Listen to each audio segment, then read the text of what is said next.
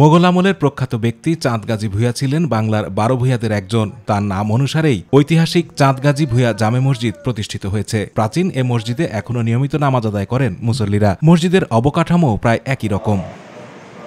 মসজিদটির এক সারিতে 3টি গম্বুজ রয়েছে, যার মধ্যে মাঝখানের গম্বুজটি আকারে বড়। মসজিদের সৌন্দর্য বৃদ্ধিতে গম্বুজের ওপর পাতা ও নয়নাভিরাম নকশা করা হয়েছে। দরজার ওপরে রয়েছে টেরাকোটার নকশা। 28 শতক জায়গার উপর নির্মিত দৃষ্টিনন্দন এই মসজিদটি মধ্যযুগীয় রীতি অনুযায়ী চুন, সুরকি ও ক্ষুদ্র ইট দিয়ে তৈরি। মসজিদের ছাদে রয়েছে 3টি সুদৃশ্য বড় গম্বুজ এবং প্রাচীন এ মসজিদের চারপাশের দেয়ালে রয়েছে সুনিপুণ কারুকাব্য। জাদুঘর থেকে লোকজন আসছিল দেখার জন্য, আসি দেখি গেছে। আমরা বলছি ভাই আমাদের মসজিদে কাজের দরকার, কয় ঠিক আছে আমরা কিছু কাজ করে দিব। তো কাজ কিন্তু ভালো হয় নাই, 3 নম্বর কাজ হয়ে গেছে। ওই এখন রংগুলা মানুষের গায়ে লাগে যায়। শুধু ইটগুলা গুলি ফানির মধ্যে বেড়াই দিয়ে লাগাই দিছে। এখন এটা ফাটের রংগুলা মানুষের গায়ে লাগে যায়, আর রংগুলা জোরে জোরে পড়ে যেতেছে। উনি এটা করে গেছেন বাংলার 12 ভূঁইয়ার এক ভূঁইয়া চাঁদ গাজী ভূঁইয়া।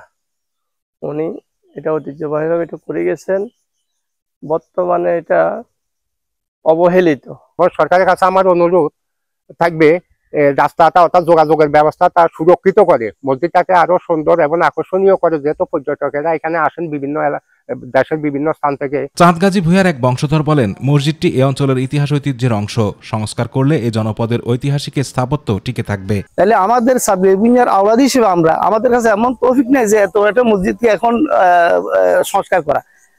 তো সেটাই জন্য আমরা সরকারের কাছে আকুল আবেদন যে আপনারা এই কাজগুলা, ঐতিহ্যবাহী এই কাজগুলা জনসাধারণের জন্য উন্মুক্ত করে দিয়ে এটা সুন্দরভাবে যাতে কাজগুলো হয়, আপনারা সেদিকে একটু খেয়াল করেন। ঐতিহাসিক চাঁদ গাজী ভূঁইয়া মসজিদটি 1987 সালে প্রত্নতাত্ত্বিক বিভাগের গেজেটভুক্ত হয়। 1992 সালে প্রাচীন স্থাপত্য হিসেবে মসজিদের কিছু অংশের সংস্কার করা হয়। সর্বশেষ 1994 সালে মসজিদের বাকি অংশ সংস্কার করা হয়েছিল। প্রত্নতত্ত্ব অধিদপ্তর কিন্তু এই চাঁদ গাজী মসজিদটির সার্বিক তত্ত্বাবধান করে থাকেন এবং আমরা স্থানীয়ভাবে যে তথ্য নিয়ে জেনেছি যে ওনারা এই কাজগুলো করেন। তো আমরা ওনাদের সাথে যোগাযোগ করছি যাতে এই মসজিদের রক্ষণাবেক্ষণের কাজটি দ্রুত এটি করা যায়।